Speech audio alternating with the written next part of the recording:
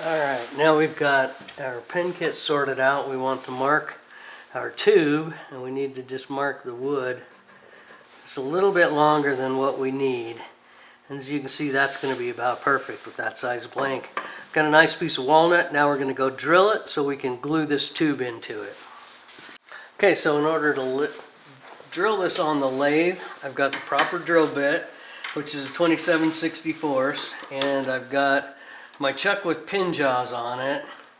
And I prefer to do this just because it's quick and easy, and I'm all set up and I'm ready to go. It does a really good job drilling it.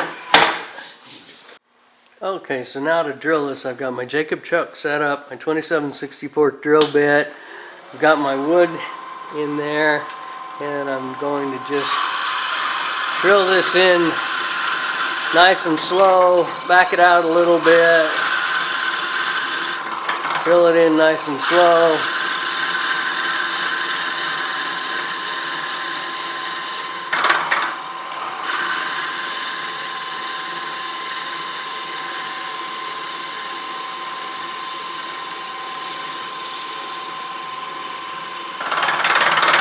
There, and I could just hear it was done.